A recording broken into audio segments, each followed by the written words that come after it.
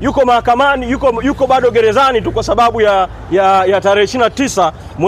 mwezi Oktoba. Sasa leo kukubaliwa kwa maombi haya na kesi kusogezwa mbele mpaka tarehe 3 mwezi wa 11, wakati mwenyekiti Lissu akiwa ameshakaa ndani kwa siku 202, inadhihirisha tu kauli ya mwenyekiti Lissu aliyoisema kwamba anaendelea kushikiliwa kwa sababu tu ya kukwepesha tarehe 29 mwezi Oktoba. Sasa nisemee hili kwa sababu nimepata taarifa kwamba baadhi ya watu kuna mtu anapotosha jamii ya kimataifa, mabalozi na jamii nyingine ya kimataifa, akiwaambia kwamba serikali na ni mtu wa serikali akisema kwamba serikali imemwachia huru mwenyekiti Tundu Lissu. Nataka kusisitiza tu kwa jamii ya kimataifa kwamba mwenyekiti Tundu Lissu hayuko huru bado serikali inamshikilia kwa kesi ambayo haina msingi wowote. Na nitoe mwito kwa Rais Samia Suluhu Hassan, pamoja na kuwa ni mgombea wa CCM lakini kwa katiba yetu na udhaifu wake ni rais wa nchi, na nitoe mwito kwa mkurugenzi wa mwendesha mashtaka, nitoe mwito kwa mkurugenzi wa makosa ya jinai, wafuatilie wote juu ya kilichotokea mahakamani juzi, kilichotokea mahakamani jana, na wakubaliane tu na ukweli kwamba kesi hii haitakiwi kuendelea kuwepo na iwasilishwe hati ya kutokuendelea na mashtaka ili mwenyekiti Lissu awe huru. Nimalizie kwa kusema kwa ufupi kuhusiana na swala la makamu mwenyekiti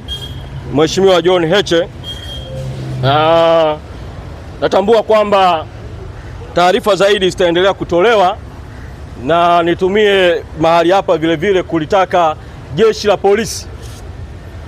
na jeshi la uhamiaji, idara ya uhamiaji, kwa pamoja watoe kauli kwa umma kwamba makamu mwenyekiti John Heche yuko wapi na ana hali gani. Makamu mwenyekiti alichukuliwa mchana kweupe, tena ni asubuhi kweupe kabisa hapa mbele ya mahakama, na alichukuliwa na polisi na alichukuliwa na gari la polisi. Kwa wenye wajibu wa kusema yuko wapi na ana hali gani, wa kwanza kabisa ni jeshi la polisi na wa pili ni idara ya uhamiaji. Jana kwa nafasi yangu kama mtendaji mkuu nilifanya mawasiliano na kiongozi mmoja wa jeshi la polisi, akanieleza kwamba makamu mwenyekiti yuko Dodoma, na akasema tufuatilie Dodoma. Sasa sikusema chochote jana baada ya kupata hiyo taarifa, kwa sababu kwa bahati mbaya jeshi la polisi ambalo linapaswa ifanye kazi kitaaluma na kitaalamu limekuwa na tabia wakati mwingine kutoa taarifa za uongo, kwa sababu juzi walimpa mkurugenzi wetu wa sheria na haki za binadamu wakili Gaston Garubimbi, walimpa taarifa kwamba makamu mwenyekiti Heche yuko jana. Tuliamua kwanza tuifanyie kazi kwa kina, wakati tukilitaka bado jeshi la polisi litoe taarifa, na jana usiku tukapata hakika kwamba yuko Dodoma, na akaweza kufikiwa na mmoja wa wanafamilia, na leo tukafanya tena ufuatiliaji kuhakikisha kwamba anapata haki zake zote inavyostahili. Toka asubuhi tulituma wakili, alikuwepo pale na hakupewa haki ya kumwona katika kituo cha polisi ambacho jana mpaka usiku alikuwepo. Mpaka inafika saa 8 mchana wakili alikuwa hajapewa nafasi ya kumwona. Baadaye tukiwa tunaendelea na shauri hili tulikuwa tunaendelea sasa, nimepata taarifa kwamba idara ya uhamiaji, na nayasema haya kwa sababu mamlaka zinazotakiwa zitoe taarifa mpaka sasa hazijatoa taarifa, kwamba idara ya uhamiaji afisa wao amefika pale kituo cha polisi kwa kile kinachoitwa kufanya mahojiano na makamu mwenyekiti Mheshimiwa John Heche. Sasa sijapata tena taarifa zozote za ziada mpaka navyozungumza na nyinyi muda huu sasa hivi juu ya makamu mwenyekiti John Heche ana hali gani, nini kinaendelea kuhusiana na hatima yake,